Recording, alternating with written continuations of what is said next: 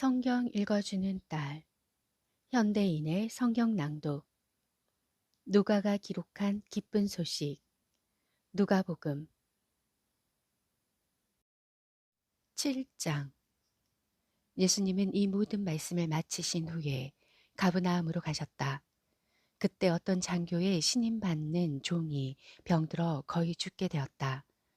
장교는 예수님의 소문을 듣고 유대인 장로 몇 사람을 예수님께 보내 오셔서 그의 종을 좀 고쳐달라고 간청하였다.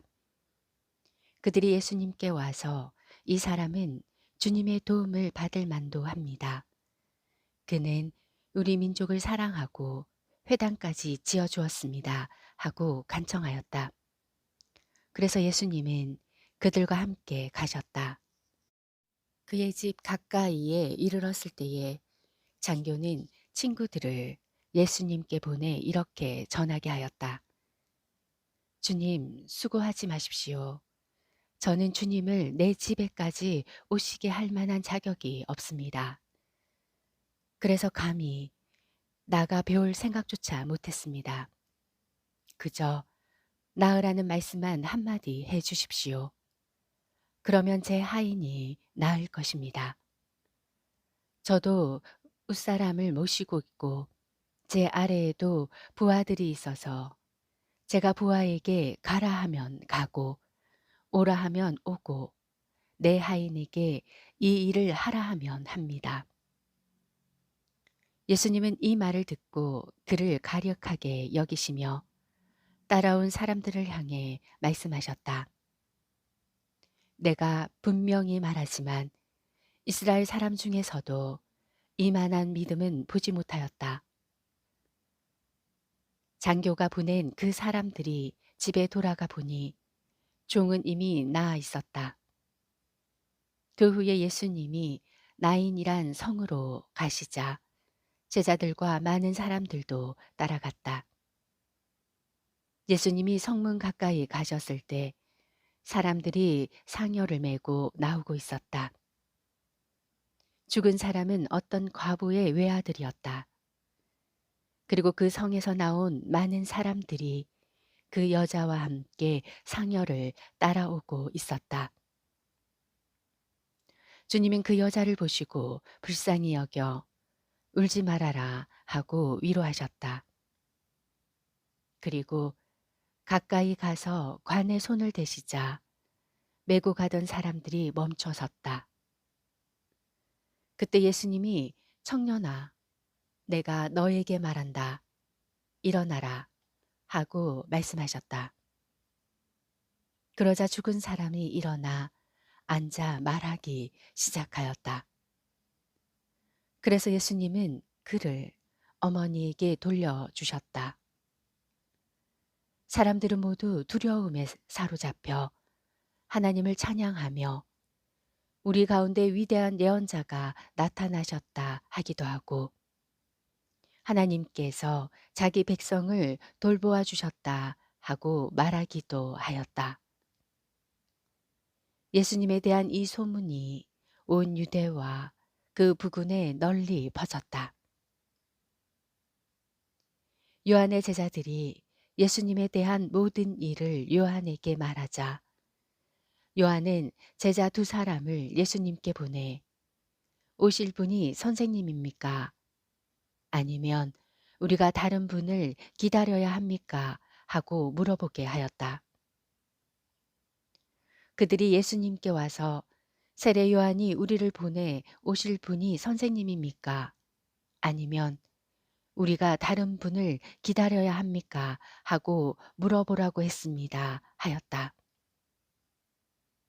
그때 예수님은 여러 병자들과 악한 귀신에게 시달리는 사람들을 낫게 하시고 많은 소경들의 눈을 뜨게 하시다가 요한의 제자들을 보고 이렇게 대답하셨다.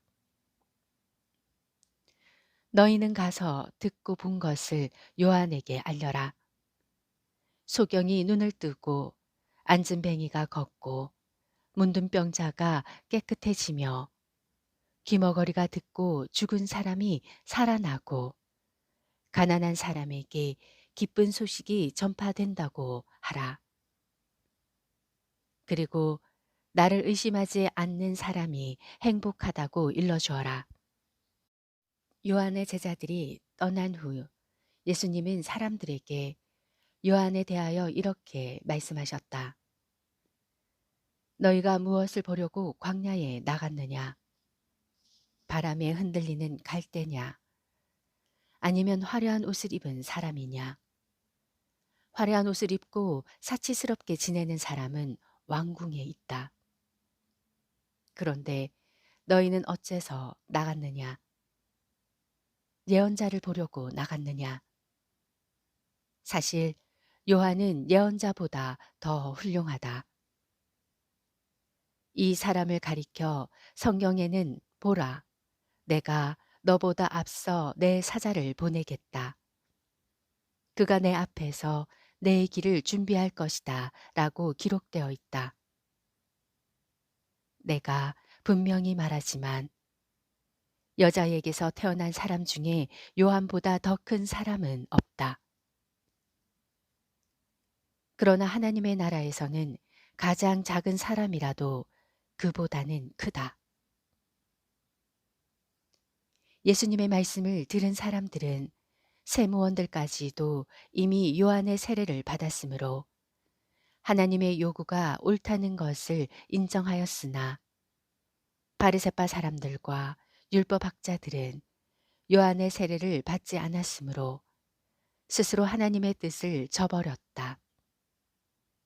주님은 다시 말씀하셨다. 이 시대 사람을 무엇에 비할 수 있을까?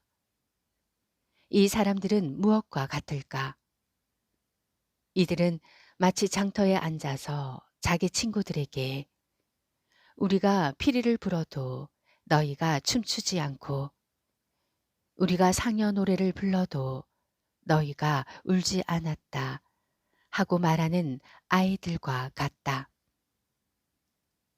세례 요한이 와서 빵도 먹지 않고 포도주도 마시지 않자 너희가 그는 귀신 들렸다 하더니 내가 와서 먹고 마시자 이 사람은 먹고 마시기를 좋아하는 사람이며 세무원과 죄인들의 친구이다 하고 말한다.